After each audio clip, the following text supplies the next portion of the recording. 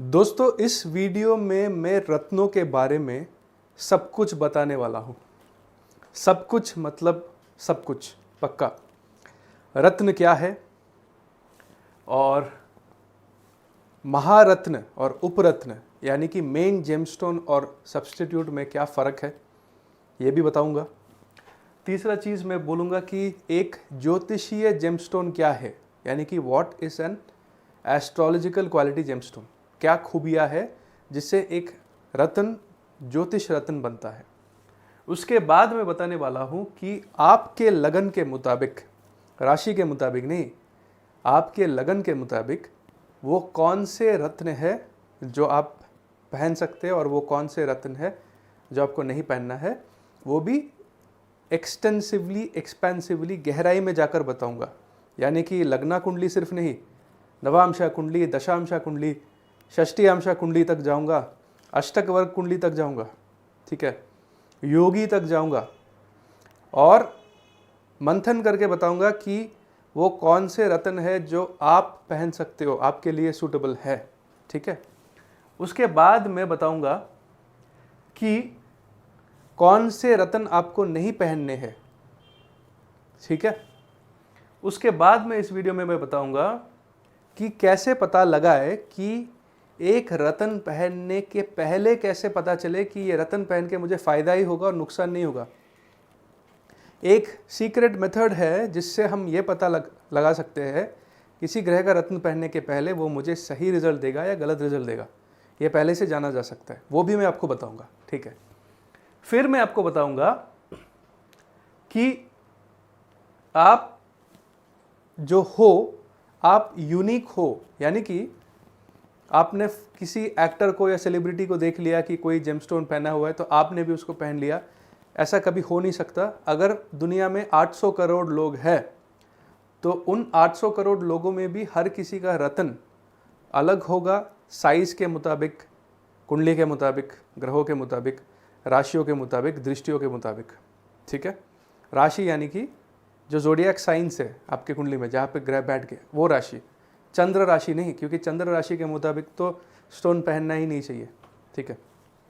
तो बहुत एक्सपेंसिव और एक अल्टीमेट जेमस्टोन का एक मैराथन वीडियो होने वाला है। मुझे भी मज़ा आ रहा है, आपको भी मज़ा आएगा। चलिए शुरू करते हैं, ठीक है।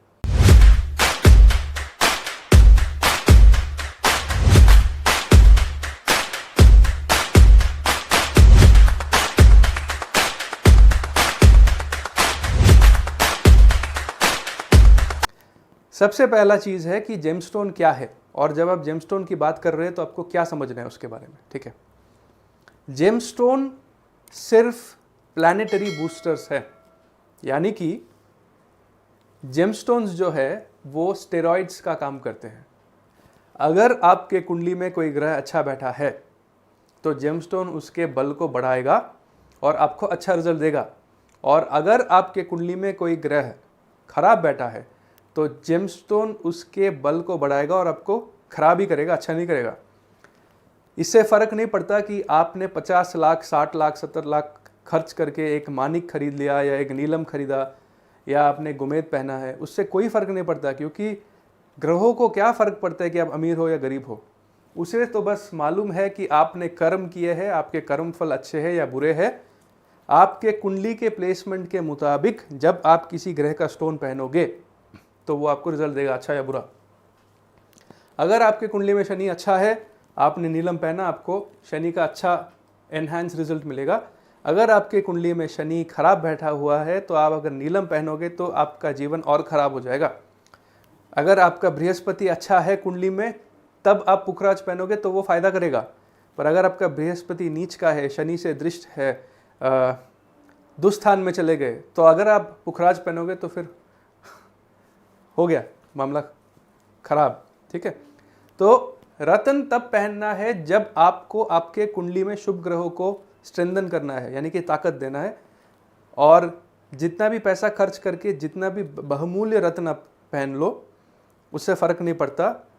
ग्रह अपने नेचर, अपने फल देने का जो तरीका है उसको कभी चेंज नहीं करेगा। जो आपने पूर्व पुण्य से अर्जित करके, तपस्या करके एक कुंडली पाया है, उसके मुताबिक ही आपके ग्रह और आपके रत्न आपको फ़ायदा देंगे। जब ग्रह खराब हो तो आप मंत्र जप करिए, दान करिए, रेमेडी करिए, पूजा पाठ करिए, रत्नों को मत पहनिए। ठीक है। दूसरा पॉइंट यह है कि महारत्न और उपरत्न में क्या डिफरेंस है। ठीक है। 9 महारत्न है। सूर्य के लिए रूबी या मानिक, चंद्र के लिए मोती या पर्ल, ठीक है, मंगल के लिए कोरल या मूंगा, बुध के लिए पन्ना which is also called emerald, ठीक है, गुरु के लिए यानी कि बृहस्पति के लिए येलो सफायर या पुखराज, शनि के लिए ब्लू सफायर या नीलम, ठीक है, और शुक्र के लिए आपको पहनना है डायमंड और ओपल, और आपको पहनना है डायमंड शुक्र के लिए विच इज ऑल्सो कॉल्ड हीरा, और राहु के लिए गोमेद which is also called hessonite in English, hessonite garnet, और केतु के लिए कैट्साई क्राइसोबिल। ठीक है। अब ये महारत्न है। इन रत्नों ने सबसे ज़्यादा ग्रह के जो कैरेक्टरिस्टिक्स है, कारकत्व है, एनर्जी है, नेचर है, उसको एब्जॉर्ब किया। और पुराने ज़माने में जो ऋषि लोग थे या जो हाईली स्पिरिचुअली एवॉल्व्ड लोग थे, उन्होंने समझा कि शनि का सबसे ज़्यादा वाइब्रेशन नीलम से मिलता है, गुरु का सबसे ज़्यादा वाइब्रेशन पुखराज से मिलता है, केतु का सबसे ज़्यादा वाइब्रेशन कैट्साई से मिलता है। तो उन्होंने इन मेन इंपॉर्टेंट 9 प्लैनेट्स, नवरत्नों को चूज़ किया और उसको बना दिया महारत्न। ठीक है। तो अगर आपको स्ट्रॉन्ग एंड क्विक रिजल्ट चाहिए एक जेमस्टोन से, तो आप महारत्न पहनिए। अगर आपके पास बजट का इशू है तो फिर आपको जाना है सब्स्टिट्यूट यानी कि उपरत्न में। ठीक है। उपरत्न का मतलब है कि इसमें भी वो ग्रह के कुछ कारकत्व है, पर वो इतना जल्दी, इतना इफेक्टिवली या इतना स्ट्रांगली उस ग्रह का वाइब्रेशन आपको नहीं दे सकता जितना कि ये दे रहा है। क्योंकि मान लीजिए आपने ये रत्न पहना, नवरत्नों में से कोई एक रत्न पहना जो मैंने बताया आपको, तो आप एक जेट रॉकेट में ट्रैवल कर रहे हो या आप एक स्पेस क्राफ्ट में उड़ान भर रहे हो। पर अगर आपने उपरत्न पहने तो आप हेलीकॉप्टर से ऊपर जाने की कोशिश कर रहे हो, या आप एक पुराने ज़माने का जो वो वर्ल्ड वॉर 2 वाला जो प्लेन होता था ना, जो जिसमें प्रोपेलर होता था सामने का एक, तो आप उसमें ट्रैवल करने की कोशिश कर रहे हो। तो वो तो आपको डेस्टिनेशन में लेके जाएगा, पर एक्सपीरियंशियल वे में अगर देखोगे तो जो महारत्न है, मेन जेमस्टोन्स है, वो आपको जल्दी से और इफेक्टिवली लेके जाएगा और ये धीरे धीरे धीरे करके आपको पहुंचाएगा। और डाउट है कि वो आपको उस मुकाम पे ले जाएगा कि नहीं, पता नहीं। थोड़ा ऊंचाई तक लेके जा सकता है, हेलीकॉप्टर स्पेस में नहीं जा सकता। ठीक है। तो ये समझ लीजिए। जिन लोगों के पास बजट प्रॉब्लम नहीं है, महारत्न खरीदिए। जिन लोगों के पास बजट प्रॉब्लम है, उपरत्न खरीदे अच्छे क्वालिटी का, यानी कि जो 4C होता है, कलर, कट, क्लैरिटी और कैरेट, 4C। ये देखिए, जेमस्टोन हाईली लस्टरस होना चाहिए, यानी कि वो खिलना चाहिए, उसमें से रोशनी अंदर जाके वो अच्छा सा रिफ्लेक्ट करना चाहिए। ठीक है। और पारदर्शी, it has to be transparent. जितना आप ट्रांसलूसेंट या ओपेक, यानी कि जो मैला पत्थर होता है जिसमें लाइट पूरी अच्छी तरीके से नहीं जाता अंदर से, वो लोगे तो वो उतना काम नहीं करेगा, चाहे वो महारत्न हो या उपरत्न हो। क्योंकि रत्न का मतलब है यूनिक, प्रेशियस, बहुमूल्य। ठीक है। तो रत्न कभी भी फीका, महला ऐसा नहीं हो सकता, क्योंकि राजा लोग वैसे रत्न पहनते थे जो उनको राजा बनाता था। ठीक है। अगर आपके पास पैसे है पर आप बजट या इकोनॉमिकल वे में जेमस्टोन थेरेपी को इम्प्लाई करना चाहते हो, तो आप क्या कर सकते हैं कि जो महारत्न है, अगर आपको किसी ने बोल दिया कि 5 कैरेट पहन लो, 10 कैरेट पहन लो, कोई ज़रूरत नहीं है उतना बड़ा पहनने का। 1 कैरेट, 1.5 कैरेट का रत्न भी काम करता है अच्छी तरीके से, पर उसका कलर, कट, क्लैरिटी, ट्रांसपेरेंसी, ये सब अच्छा होना चाहिए। ठीक है। तो उपरत्न यानी कि एम्बेसडर गाड़ी में ट्रैवल करना धीरे धीरे करके, और महारत्न यानी कि फरारी में या पॉर्श में या लैम्बोर्गिनी में ट्रैवल करना। ठीक है। मैं किसी ब्रांड का प्रमोशन नहीं कर रहा हूँ, मैं आपको रेफरेंस पॉइंट दे रहा हूँ। ठीक है। अब इसको लेके मत आ जाना copyright claim on all this things. ठीक है। दूसरा चीज़ है कि एस्ट्रोलॉजिकल जेमस्टोन यानी कि ज्योतिषीय रत्न। एक पत्थर कभी रत्न तब तक नहीं बन जाता जब तक वो ज्योतिषीय रत्न यानी कि उसमें ज्योतिष वाले खूबियाँ नहीं आती है। ठीक है। एक एस्ट्रोलॉजिकल जेमस्टोन होना चाहिए unheated, untreated, no indication of thermal enhancement, no chemical treatment, यानी कि आपने हाई ट्रांसपेरेंसी वाला अच्छा पत्थर माइन से निकाला, उसको कट किया, थोड़ा बहुत उसको पॉलिश किया और आपने उसको मंत्र से जगा के पहन लिया। ये है एस्ट्रोलॉजिकल जेमस्टोन। जैसे ही आपने उसको गर्म किया, हीट ट्रीटमेंट किया, उसको हाई टेम्परेचर में हीट करके उसका क्लैरिटी बढ़ा दिया, उसके अंदर ऑयल फ्यूज़ करके उसका ट्रांसपेरेंसी बढ़ा दिया, उसके अंदर जो क्रैक्स है उसको हटा दिए, आपने केमिकल ट्रीटमेंट किया, बहुत सारे बेरिलियम इन्फ्यूजमेंट, बहुत सारे ट्रीटमेंट होते हैं। कांच के जो छोटे छोटे टुकड़े वो लोग जेमस्टोन में डाल देते ताकि स्पेशली एमरल्ड में, पन्ने में, ताकि वो बहुत ज़्यादा अच्छा दिखे, उसमें वो जो रेशिया है वो ना दिखे। ठीक है, मेरा हिंदी थोड़ा सा ख़राब है, सॉरी। तो ऐसे पत्थर आपको अच्छा ज्योतिषी एक्सपीरियंस नहीं देगा, उनमें भी वाइब्रेशन होगा पर उतना खास नहीं। क्योंकि आप सोचो, एक पत्थर अपने आप भूमि के अंदर में क्रिएट हो रहा है भगवान के मर्जी से, एक्ट ऑफ गॉड। वो कई हज़ार साल, लाखों साल तक उस प्रेशर में, उस टेम्परेचर में धीरे धीरे धीरे करके फॉर्म हो रहा है और उस ग्रह का परिपूर्ण एनर्जी अपने अंदर अब्जॉर्ब करके फिर वो रतन बन के बाहर निकल के आपके उंगली में आके बैठ रहा है और आपको रिजल्ट दे रहा है। और आपने एक ऐसा पत्थर उठाया जो सफ़ायर तो है, ब्लू सफ़ायर हो या येलो सफ़ायर हो या रूबी हो या डायमंड हो या जो भी हो, पर वो अच्छी तरीके से फॉर्म नहीं हुआ। आपने उसको उठाया और आपने आर्टिफिशियली उसको फर्नेस में डाल के उसका टेम्परेचर बढ़ा के अंदर में जो इम्प्योरिटीज़ है, जो बबल से, उसको निकाल दिया। तो अगर मनुष्य एक चीज़ को जल्दी जल्दी पाने की कोशिश करता है तो उसका इफेक्टिवनेस या उसका एस्ट्रोलॉजिकल क्वालिटी बिगड़ जाता है।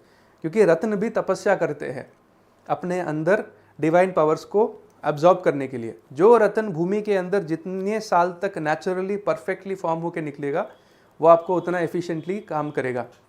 और आप एक बच्चा पैदा भी, मतलब बच्चा पेट में फॉर्म भी नहीं हो, आपने उसको जल्दी से बाहर निकाल के ट्यूब व्यूब डाल के जल्दी से बड़ा करने की कोशिश की, स्टेरॉइड्स डाल के, तो वो कैसा काम करेगा? उसको खुद पता नहीं चलेगा कि मुझे करना क्या है बाहर आके। ठीक है, तो this is the difference between an astrological gemstone and a non astrological gemstone. ठीक है, तो रत्न natural, unheated, untreated, government lab से सर्टिफाई करा के अच्छा स्टोन लीजिए।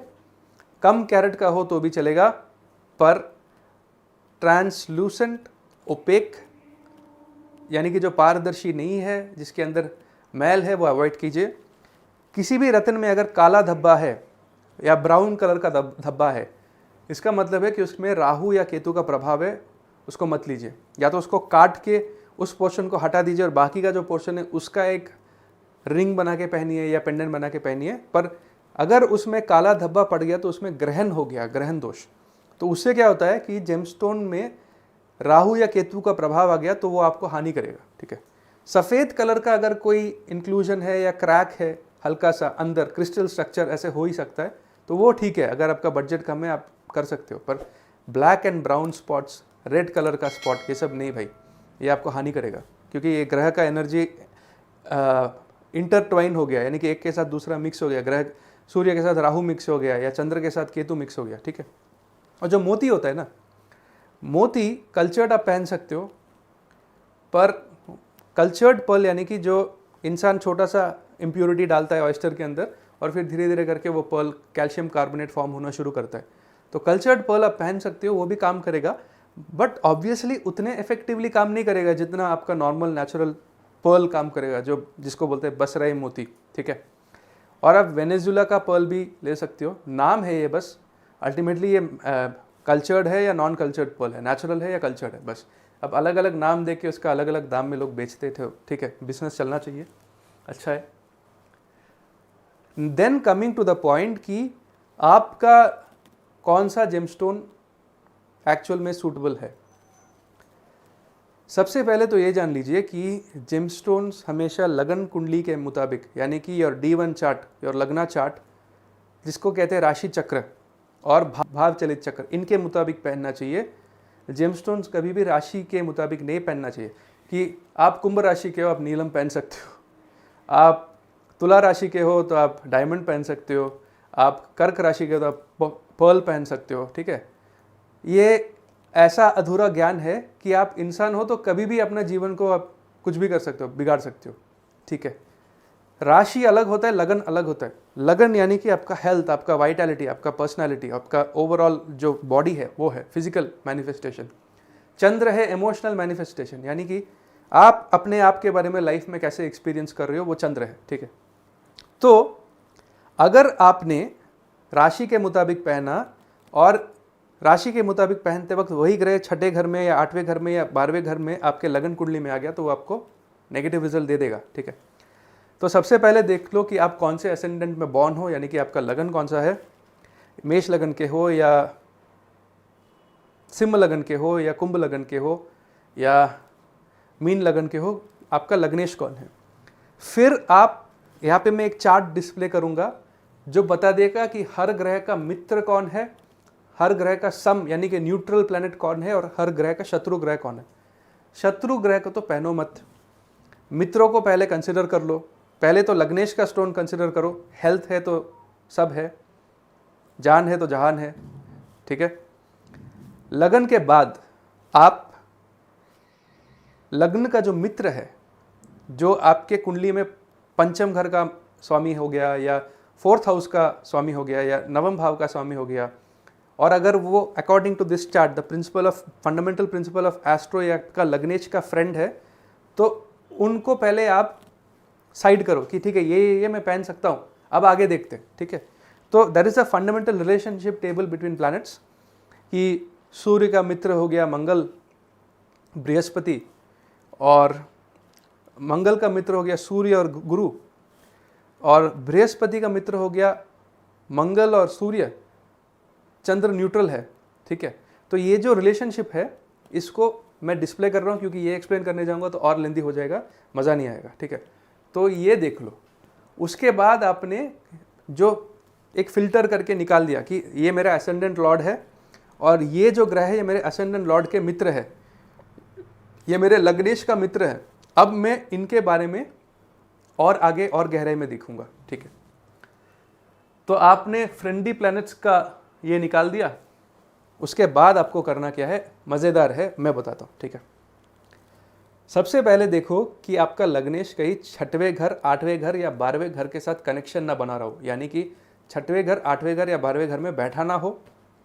छठवें घर का मालिक या आठवें घर का मालिक या 12वें घर का मालिक आपके लगन के मालिक के साथ एक साथ किसी घर में कंजंक्ट ना हो, और आपके लग्नेश के ऊपर मैलेफिक प्लैनेट्स का एस्पेक्ट यानी कि राहु शनि केतु स्पेशली इनका दृष्टि ना पड़ रहा हो।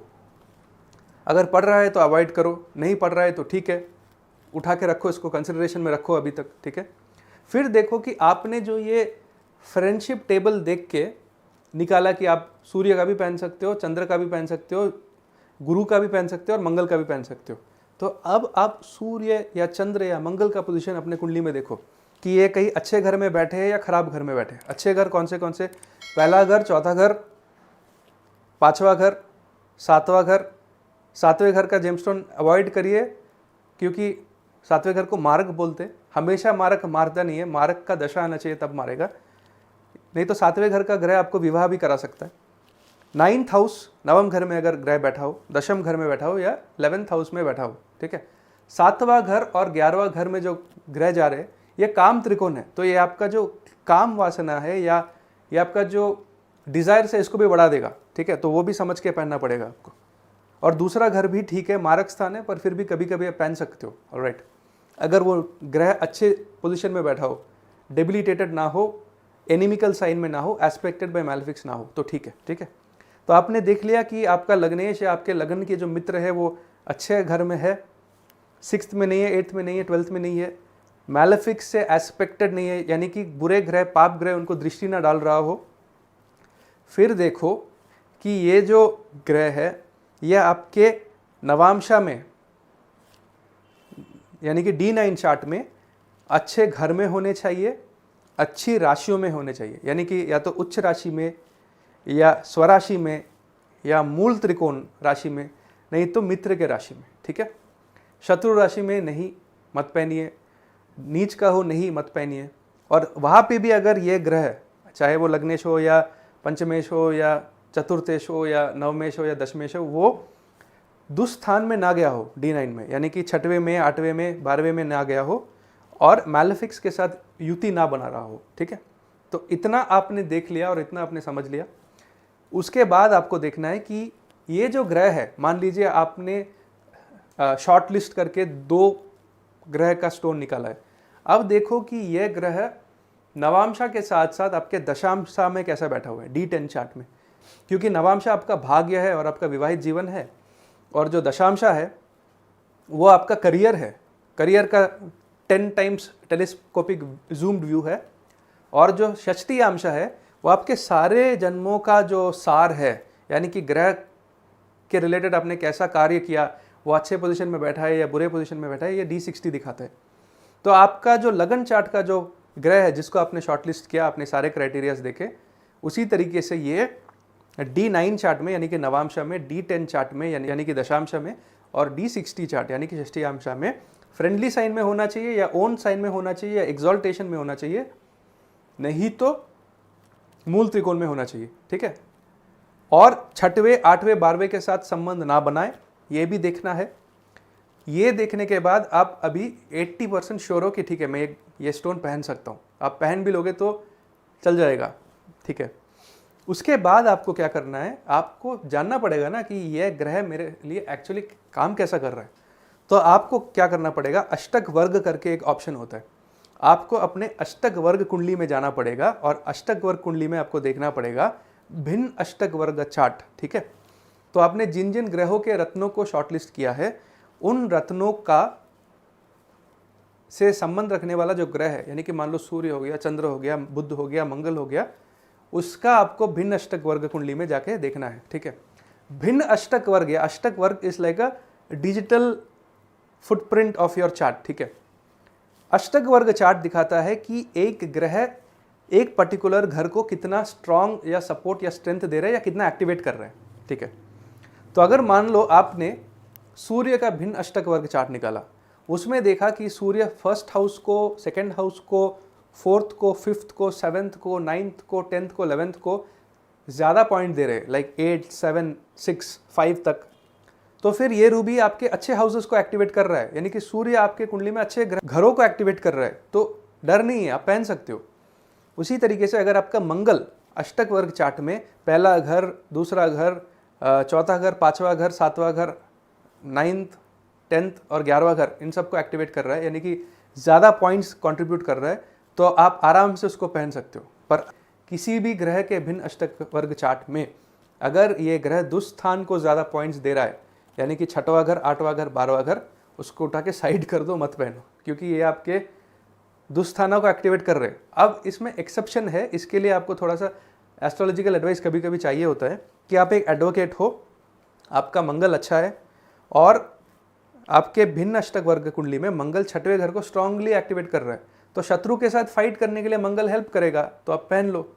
उसी तरीके से अगर आप इनहेरिटेंस एक्सपेक्ट कर रहे हो, आपने रूबी पहना, रूबी 8वें घर को 8 पॉइंट्स दे रहा है, टेम्पररीली आप रूबी पहन लो, आपको इनहेरिटेंस मिलेगा, उसके बाद खोल दो। ठीक है, तो ये सारी सूत्र है, एडवांस्ड है, इसको जानने के लिए और भी गहराई में ज्योतिष को मंथन करना पड़ेगा। राइट, तो आपने भिन्न अष्टक वर्ग चार्ट देख लिया, फिर फाइनल जो बेंचमार्क है, चले जाओ अपने महादशा के चार्ट में, अपना महादशा खोलो, महादशा का जो लिस्ट है, महादशा, अंतरदशा, प्रत्यंतर दशा, सूक्ष्म दशा, प्राण दशा, 5 लेयर है। ठीक है, महादशा, अंतरदशा, प्रत्यंतर दशा को कंसिडरेशन में लेंगे।